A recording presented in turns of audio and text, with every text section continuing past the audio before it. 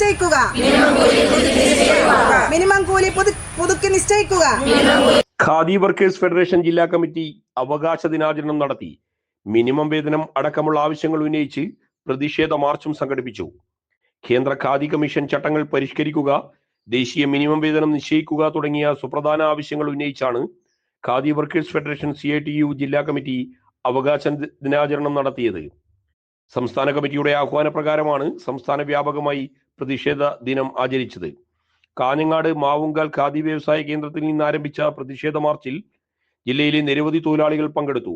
തുടർന്ന് നടന്ന യോഗത്തിൽ തൊഴിലാളികളുടെ കൂലി, തൊഴിൽ സുരക്ഷിതത്വം, സമയബന്ധിതമായ വേതനം എന്നിവ ഉറപ്പുവരുത്തണമെന്ന് നേതാക്കൾ ആവശ്യപ്പെട്ടു.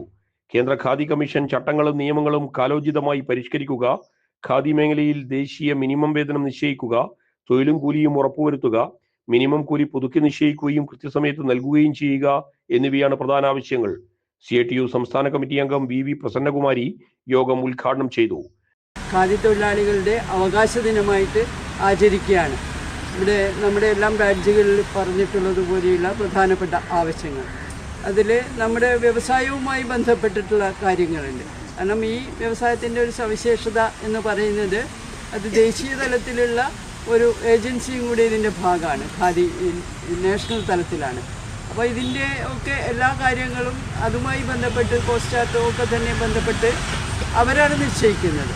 അപ്പോൾ അതിൽ ഏറ്റവും പ്രധാനപ്പെട്ട ഒരാവശ്യം എന്ന നിലയിൽ നമ്മൾ തൊഴിലാളികളുടെ പ്രാതിനിധ്യം ഉറപ്പുവരുത്തണം എന്നുള്ള പ്രധാനപ്പെട്ട ഒരു മുദ്രാവാക്യം മുന്നോട്ട് വെക്കുന്നുണ്ട്.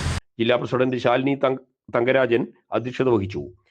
ജില്ലാ സെക്രട്ടറി M ലക്ഷ്മി സ്വാഗതം പറഞ്ഞു. P ഓമന, P Anitha, VV Shaima, M Narayani, Anitha Gopi എന്നിവർ സംസാരിച്ചു.